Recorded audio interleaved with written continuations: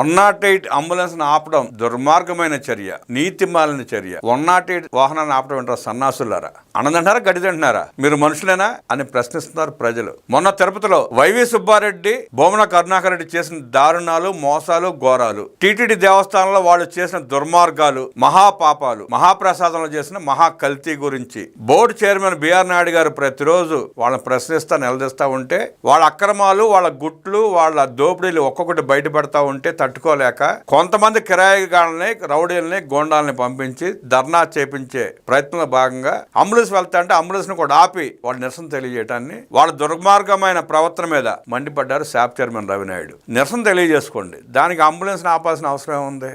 ఎంత దరిద్రులు కాకపోతే మీరు అంబులెన్స్ ఆపి అంబులెన్స్ లో ఉన్న సిబ్బందిని, రోగులను ఇబ్బంది పెడతారా? టీటీడీ చైర్మన్ బిఆర్ నాయుడు కుటుంబంపై వైసీపీ రౌడీ మోక దాడి చేయడం సిగ్గుమాలిన చర్యని శాప్ చైర్మన్ అనిమిని రవినాయుడు ధ్వజమెత్తారు. ఇందులో ప్రమేయం ఉన్న వాళ్ళని వెంటనే అరెస్ట్ చేయాలని డీజీపీకి విన్నవించారు. తిరుపతిలో సోమవారం పక్కా పథకం ప్రకారమే బిఆర్ నాయుడు కుటుంబంపై వైసీపీ రౌడీ మోకలు దాడి చేశారని మండిపడ్డారు. వైసీపీ నాయకులు రౌడీలను పోగు చేసి వారికి బిర్యానీ, మందు పంచిపెట్టి దాడికి ఉసుకొల్పారని ఆరోపించారు.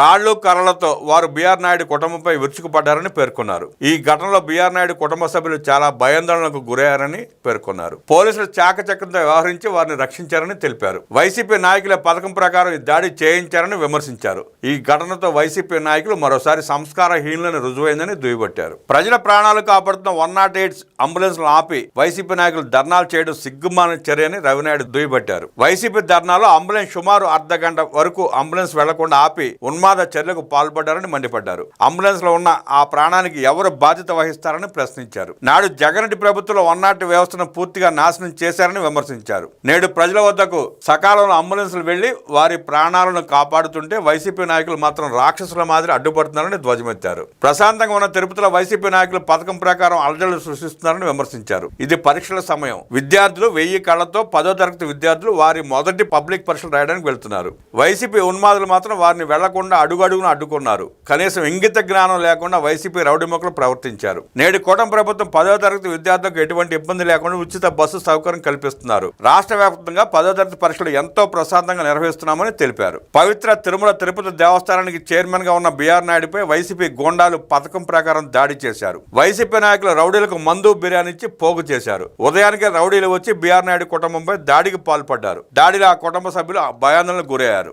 దాడిని ప్రోత్సహించి తెర వెనుకొండి నడిపించిన వాళ్ళ పేర్లు బయట పెట్టాలని డిమాండ్ చేశారు రవినాయుడు. ఇంకెవరుంటారు? బొమ్మన కరుణాకర్ రెడ్డి. ఇలాంటి చిల్లర వేషాలు, దోపిడీలు, దొంగతనాలు చేసేది బొమ్మన కరుణాకర్ రెడ్డి.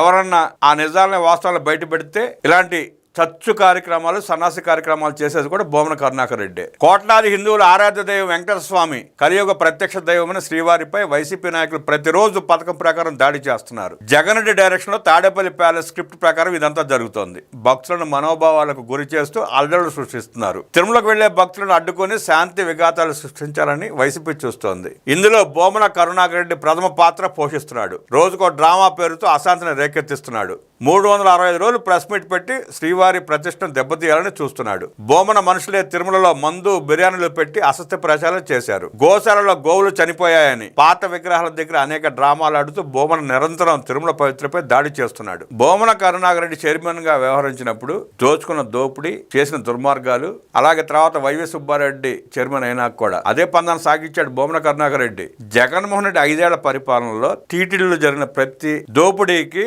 ప్రతి అరాచకానికి బొమ్మన హస్తం లేకుండా ఏది జరిగి ఉండదు, జరగదు కూడా, జరిగే అవకాశం కూడా లేదు. ఆయనే చెప్పాడు నా మనుషులు 2,000 మంది అక్కడ ఉన్నారని. అంతమంది నియమించుకొని వాళ్ళ ద్వారా దొంగతనాలు చేపిస్తూ, దోపిడీలు చేపిస్తూ, ఆ దోపిడీలు, ఆ దొంగతనాలన్నీ బయటపడతా ఉంటే వాటి మీద ప్రజల దృష్టి పడకుండా ప్రజలను దారి మళ్లించడానికే బొమ్మన కరుణాకర్ రెడ్డి వాళ్ళ చీప్ ట్రిక్స్ చేస్తున్నాడు.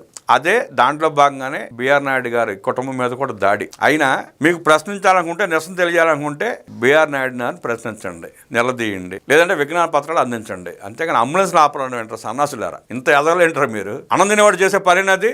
అదే అంబులెన్స్ లో మీ కుటుంబ సభ్యులు ఉంటే ఆపుతారా?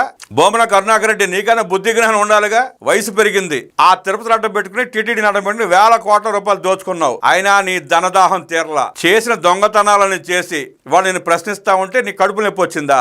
నిన్ను ప్రశ్నిస్తే అడ్డగిస్తావా? బిర్యానీ పెట్టి మంతాగిచ్చి ఉసిగొల్పుతావా? నీ పాపం పండే రోజులు దగ్గర పడ్డాయి. రాష్ట్రంలో సరిపడా ఎల్పిజి గ్యాస్ నిల్వలు ఉన్నాయి. ఇప్పటికే 14,000 మెట్రిక్ టన్నుల గ్యాస్ స్టాక్ ఉంటే చంద్రబాబు నాయుడు గారు కేంద్రానికి లేఖలు రాసి అదనంగా మరో 24,000 మెట్రిక్ టన్నుల గ్యాస్ రాష్ట్రానికి వచ్చేలా ఏర్పాటు చేశారు. ఆ గ్యాస్ కూడా విశాఖపట్నంలోనే ఉంది. కేంద్రం అదనంగా కేటాయించిన 24,000 మెట్రిక్ టన్నుల గ్యాస్ విశాఖపట్నంలోనే ఉంది. సుమారుగా 38,000 మెట్రిక్ టన్నుల గ్యాస్ నిల్వలు ఆంధ్రప్రదేశ్ రాష్ట్రంలో ఉన్నాయి. ఇరాన్ ఇజ్రాయెల్ యుద్ధం వల్ల రాష్ట్రానికి గ్యాస్ కొరత లేదు. గ్యాస్ దొరకదేమో అన్న ఆందోళన లేదు. రాష్ట్ర ప్రభుత్వం తీసుకుంటున్న ముందస్తు చర్యల వల్ల ప్రజలకు ఎలాంటి ఇబ్బందులు కలగవు, లేవు, ఉండబోవు కూడా. ఎల్పిజి నిల్వలు, సరఫరా, సిలిండర్ల పంపిణీ, పైపుడ్ గ్యాస్ నెట్వర్క్ సహా వివిధ అంశాల మీద ఆర్టీజీఎస్ కేంద్రం నుంచి అధికారులతో సమీక్ష నిర్వహించారు చంద్రబాబు నాయుడు గారు. ప్రస్తుతం ఆంధ్రప్రదేశ్లో ఎల్పీజీ సరఫరాకు ఎలాంటి ఇబ్బందులు లేవని స్పష్టం చేశారు. ఈకేవైసీ, ఓటీపీల సహాయంతో గ్యాస్ సిలిండర్ బ్లాక్ మార్కెట్ తరలిపోకుండా చూడాలని, ప్రజలకు ఇబ్బందులు కలగకుండా పంపిణీ చేయాలంటూ ఆదేశాలు జారీ చేశారు. గ్యాస్ కంపెనీలు స్వల్పకాలికంగా ఉత్పత్తులు పెంచడంతో పాటు పంపిణీ కూడా మెరుగ్గా ఉండేలా చూడాలన్నారు. ప్రత్యేకించి గ్యాస్ సిలిండర్ డెలివరీ సమయాన్ని 2 రోజుల లోపు కుదించాలని ముఖ్యమంత్రి స్పష్టం చేశారు. ఆసుపత్రులు, హాస్టళ్లు, దేవాలయాలకు ఎలాంటి కొరత లేకుండా చర్యలు చేపట్టాలని సూచించారు. అలాగే ప్రజలకు తక్షణం అందుబాటులోకి వచ్చే ప్రత్యామ్నాయాలపై అధ్యయనం చేయాలని ముఖ్యమంత్రి స్పష్టం చేశారు. రాష్ట్రంలో ఇండక్షన్ స్టవ్ల స్టాక్స్ లభ్యతను కూడా తెలుసుకోవాలని సూచించారు. ఎల్పీజీకి ప్రత్యామ్నాయంగా పైపుడ్ గ్యాస్ కనెక్షన్లు నెట్వర్క్ పెంపుపైన ముఖ్యమంత్రి సమీక్షించారు. రాష్ట్రంలో సిటీ గ్యాస్ డిస్ట్రిబ్యూషన్ నెట్వర్క్ మరింతగా విస్తరించే అంశంపై సీఎం అధికారులకు దిశానిర్దేశం చేశారు. ఏపీలో ఉత్పత్తి అవుతున్న సహజ వాయువును పైపుడ్ నెట్వర్క్ ద్వారా ప్రజలకు సరఫరా చేసే అంశంపై దృష్టి పెట్టాలని సీఎం సూచించారు. Compressed natural gas, piped natural gas వినియోగాన్ని గరిష్టంగా పెంచేందుకు ఉన్న అవకాశాలను పరిశీలించాలని ముఖ్యమంత్రి పేర్కొన్నారు.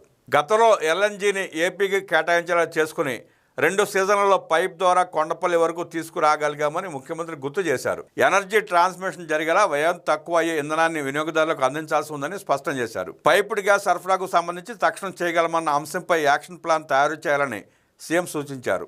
ప్రస్తుతం సిటీ గ్యాస్ డిస్ట్రిబ్యూషన్ నెట్వర్క్ ద్వారా AG and P, Bhagyanagar gas limited, GGPL, IOCL mega గ్యాసులు సహజ వాయువును సరఫరా చేస్తున్నాయని అధికారులు వివరించారు. 198 సిఎన్జీ స్టేషన్ల ద్వారా ఈ సరఫరా జరుగుతోందని తెలిపారు. 1.68 లక్షల డొమెస్టిక్ కనెక్షన్లు ఇచ్చేలా మౌలిక సదుపాయాలు అందుబాటులో ఉన్నాయని తెలియజేశారు. దీనిపై స్పందించిన సీఎం సిఎన్జీ, పిఎన్జీ నెట్వర్క్ను మరింత విస్తృతం చేయాలని దిశానిర్దేశం చేశారు. అమరావతితో పాటు పట్టణ ప్రాంతాల పైపుడ్ గ్యాస్ నెట్వర్క్ పెంచుకునే దిశగా చర్యలు తీసుకోవాలన్నారు. మౌలిక సదుపాయాలను పెంచేందుకు వీలుగా పెట్రోలియం కంపెనీలు కూడా సహకరించేలా కేంద్రంతో సంప్రదింపులు చేయాలన్నారు.